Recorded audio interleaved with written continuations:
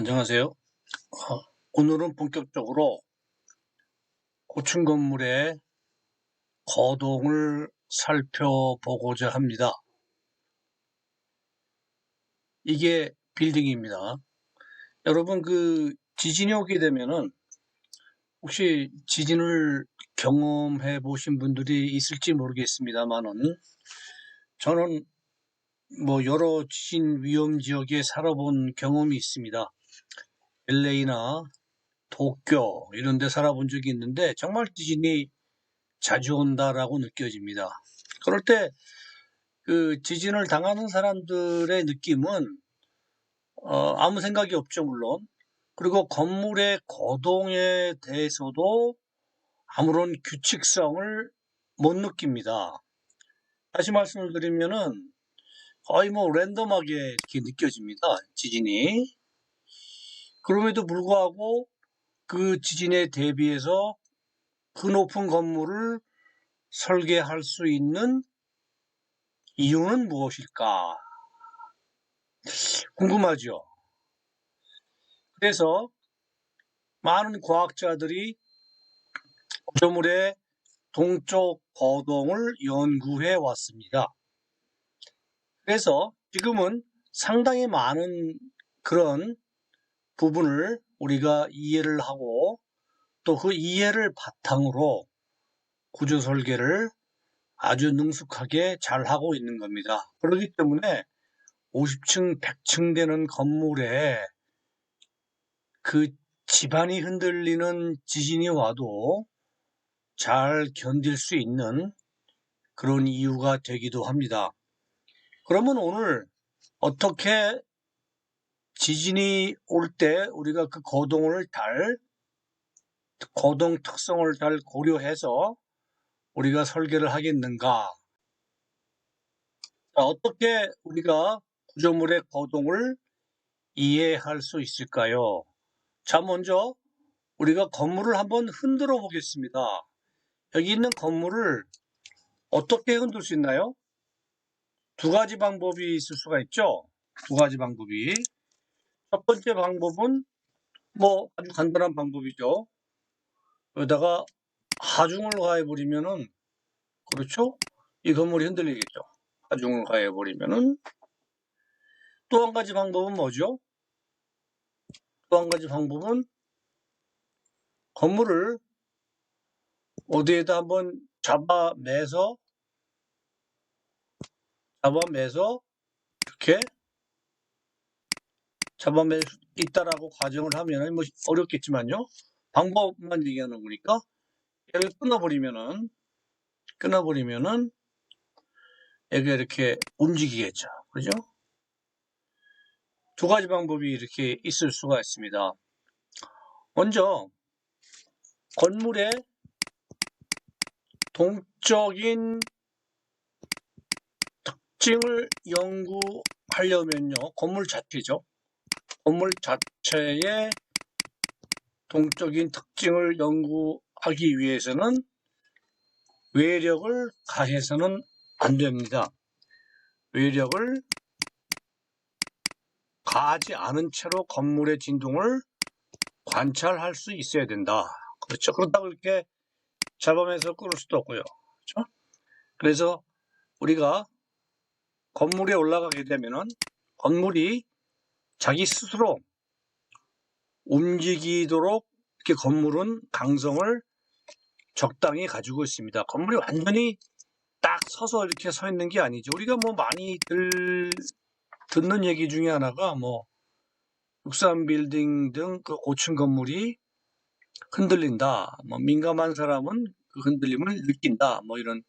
이런 얘기들을 많이 듣습니다. 실제로 고층 건물에 올라가서 저도 한번 그런 진동을 느껴본 적이 몇 번 있습니다. 여기저기서. 그래서 건물에 외력을 가하지 않은 상태에서 자체적으로 건물이 흔들리는 그런 과정을 한번 살펴보겠습니다. 실험은 건물에 대해서는 불가능하겠지만 이렇게 조그마한 어떤 막대기나 조그마한 캔틸레버에 대해서는 가능하겠죠. 그래서 이렇게 실험이 가능한 그런 뭐 대나무랄지 이렇게 우리가 잘 진동을 다룰 수 있는 그러한 막대 모양의 캔틸레버를 우리가 건물로 생각을 한번 해보겠습니다. 자, 그런데 그 막대 모양, 앞으로 그 막대 모양을 건물로 부르겠습니다. 그 건물이 지진이 오게 되면은 이제 거의 뭐 이렇게 규칙이 없이 흔들리는 것처럼 보이죠. 물론 맞는 얘기죠. 그런데 그 흔들리는 그 내용을 들여다 보면은 규칙이 있습니다. 근데 그 규칙은요, 이렇게 각 건물의 동적 특성에 기반을 두고 있다. 이렇게 보시면 되겠습니다. 그러면은 건물의 동적 기반이 뭡니까? 자, 한번 우리가 이 건물을 흔들어 보겠습니다. 밑에서요. 흔든다는 말은 건물 밑에 무슨 뭐 이렇게 엔진을 하나 달아놓고요. 흔드는 거죠. 아니면 우리 손목으로 이렇게 가벼운 뭐 대나무나 이런 자 같은 것들은 손목으로 흔들 수 있죠. 손목으로 한번 흔들어 보겠습니다. 아래에서 이렇게. 그러면 이 위에 있는 이런 캔틸레버가 이렇게 진동을 하겠죠. 그렇죠? 자, 여러분이 한번 손목을 흔드는 요 요 세기를 뭐라 그러죠? 요 빠르기라 할까요? 요 손목으로 흔드는 요 빠르기, 요 세기를 우리가 뭐라고 얘기합니까? 기억납니까? 제가 좀 시간을 드릴 테니까 한번 곰곰이 생각해 보세요. 일로 갔다가 한번 왔다가 원점으로 돌아오죠. 이게 이제 여러 번 굉장히 빠르게 반복이 되는 거죠. 요 세기 또는 빠르기를 우리가 고유주기다 이렇게 배웠습니다. 그렇죠?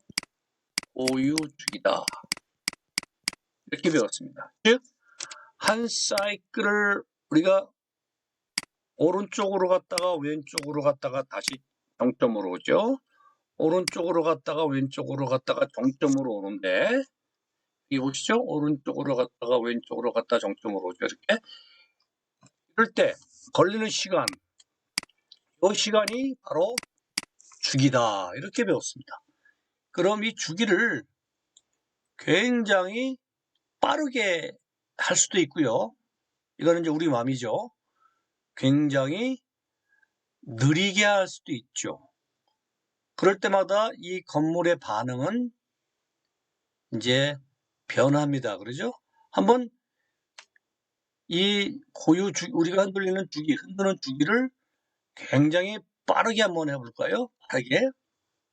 뭐 없이 빠르게 하면 이제 여기 보이죠? 막 빠르게 하면 건물이 파라라로 떨죠.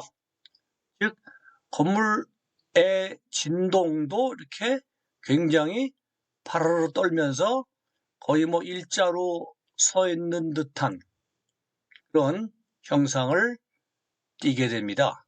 우리가 굉장히 여기를 고유주기를 빠르게 흔들어 보면 그렇습니다. 그렇죠? 그럼 얘를 좀 천천히 흔들면은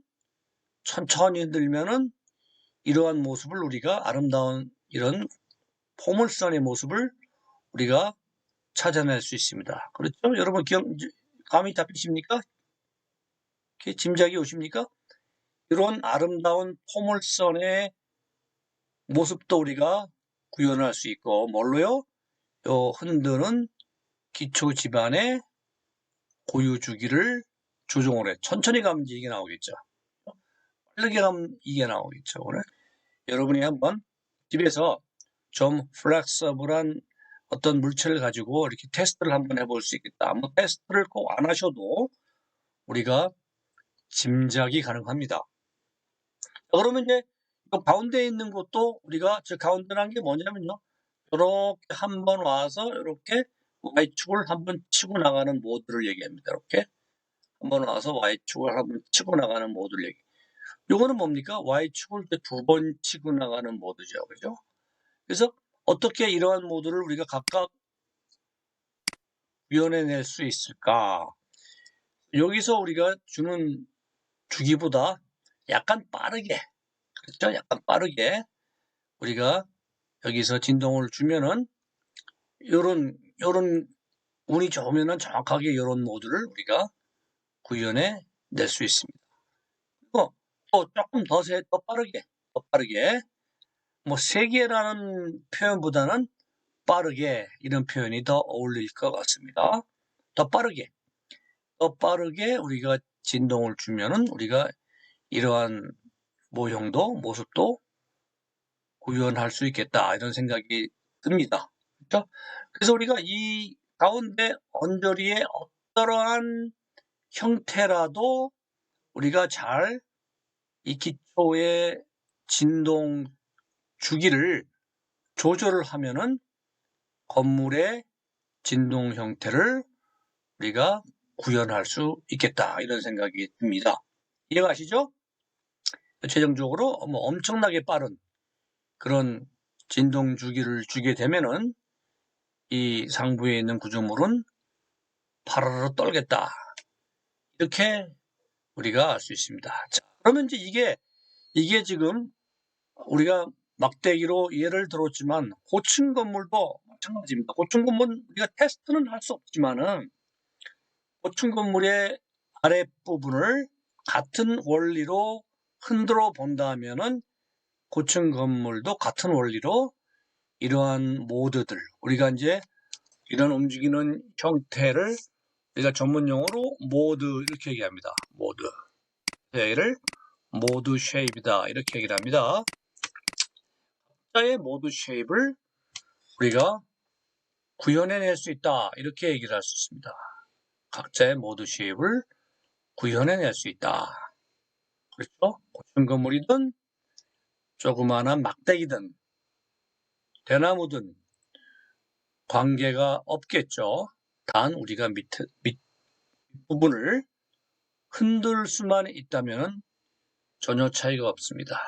그래서 건물은 이렇게 분리가 되는데요. 여기서 이제 우리가 한번 중요한 사항들을 명명해 보겠습니다.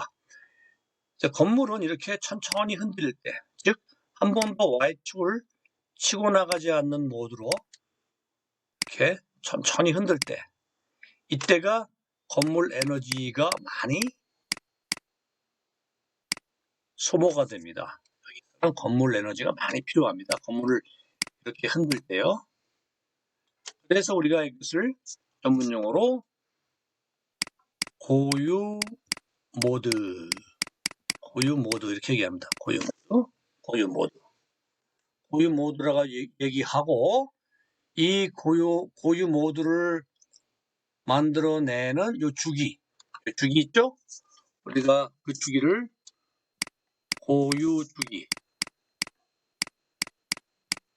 주기다 이렇게 얘기를 합니다. 고유 모드, 고유 주기 이렇게 얘기를 합니다. 그 이유는 뭐죠? 다시 말씀드리면 이 모드를 우리가 형성해내고 이 모드가 움직이는데 가장 많은 에너지가 소모된다 이렇게 얘기를 하죠. 그래서 우리가 그것을 또 다른 말로